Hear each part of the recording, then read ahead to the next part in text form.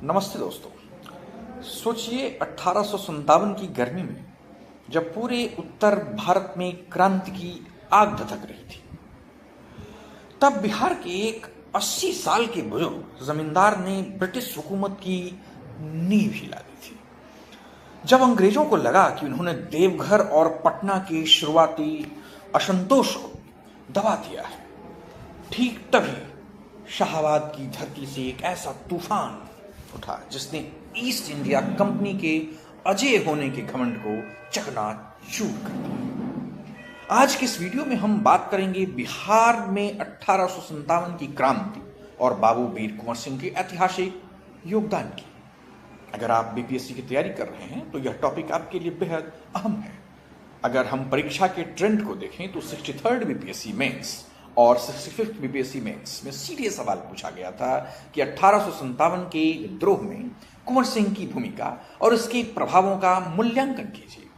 वहीं पीटी परीक्षा में तो हर साल यहां से सवाल आते ही हैं। तो चलिए बिना किसी देरी के इस पूरी कहानी को एक एक करके समझते हैं। बिहार में इस महासंग्राम की पहली चिंगारी 12 जून 1857 को तत्कालीन देवघर जिले के रोहिणी गांव से फूटी, जहां ईस्ट इंडिया कंपनी की 32वीं रेजिमेंट का मुख्यालय हुआ करता था।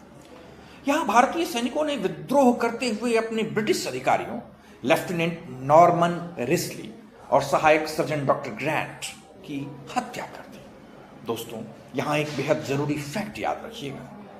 53rd 55th बीपीएससी पीटी में सीधे पूछा गया था कि बिहार में 1857 का विद्रोह सबसे पहले किस स्थान से शुरू हुआ था, और इसका सही जवाब था रोहिणी गांव। रोहिणी के बाद यह आग बहुत तेजी से प्रशासनिक केंद्र यानी कि पटना पहुंची। 3 जुलाई 1857 को पटना सिटी के एक साधारण पुस्तक विक्रेता पीर अली के नेतृत्व में स्थानीय लोगों ने अंग्रेजों के खिलाफ मोर्चा खोल दिया। इस संघर्ष में अफीम व्यापार का ब्रिटिश एजेंट लॉयल मारा गया।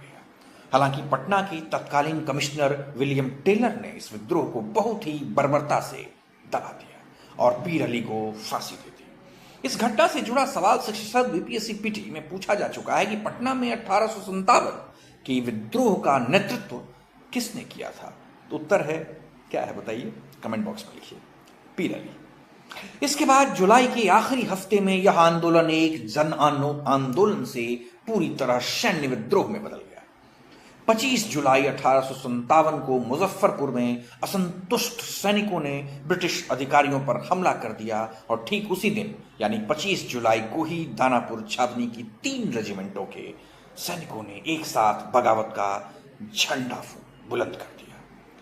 ये विद्रोही सैन्य हथियारों के साथ दानापुर से निकलकर शाहाबाद यानी कि भोजपुर जिले से के जगदीशपुर पहुंचे और वहां के 80 वर्षीय लोकप्रिय जमींदार बाबू वीर कुंवर सिंह को अपना सर्वमान्य नेता चुन लिया। यहां से क्रांति को एक नया और अनुभवी नेतृत्व मिला। कुंवर सिंह के नेतृत्व में क्रांतिकारियों ने आरा पर कब्जा कर लिया। जब अंग्रेजों ने आरा को वापस लेने के लिए कैप्टन डनवर के नेतृत्व में सेना भेजी तो कुंवर सिंह की छापामार युद्ध रणनीति के आगे कैप्टन डनवर मारा गया और ब्रिटिश सेना की बुरी तरह हार हुई। स्थिति को हाथ से निकलता देख ब्रिटिश सरकार ने 30 जुलाई को 1857 को 4 प्रमुख जिलों सारण, तिरहुत, चंपारण और पटना में सैनिक शासन यानी मार्शल लॉ लागू कर दिया। लेकिन कुंवर सिंह का संघर्ष सिर्फ बिहार तक सीमित नहीं था। वह मेजर विंसेंट आयर्स ने आरा पर दबाव बनाया तो कुंवर सिंह ने एक दूरदर्शी रणनीति अपनाई। वे आरा छोड़कर रीवा, बांदा और कानपुर होते हुए आजमगढ़ पहुंचे, जहां उन्होंने मराठा नेता नाना साहब के साथ हाथ मिलाया और 1858 में आजमगढ़ के युद्ध में ब्रिटिश सेना की करारी शिकस्त दी। आजमगढ़ जीतने के बाद जब वे अपनी मातृभूमि जगदीशपुर लौट रहे थे तो 23 अप्रैल 1858 को कैप्टन ग्रांट ने नेतृत्व वाली ब्रिटिश सेना ने उन्हें घेर लिया।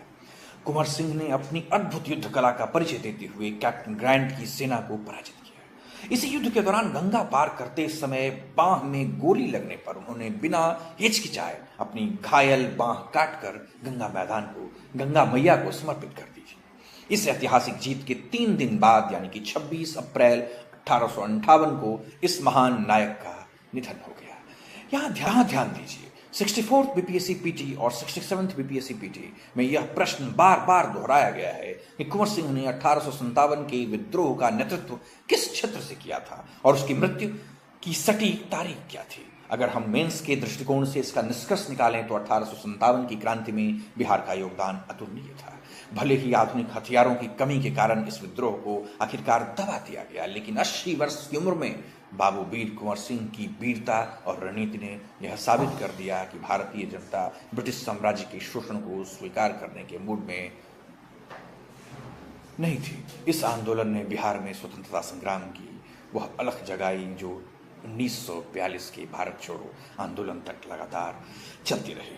तो दोस्तों, 1857 के विद्रोह का पूरा विश्लेषण यह रहा। अगर आपको यह जानकारी उपयोगी और स्पष्ट लगी हो तो इस वीडियो को लाइक करें, अपने साथी एस्पिरेंट के साथ शेयर करें और चैनल को सब्सक्राइब करना ना भूलें। कमेंट बॉक्स में जरूर बताइए ये लेक्चर आपको कैसा लगा। बहुत बहुत धन्यवाद।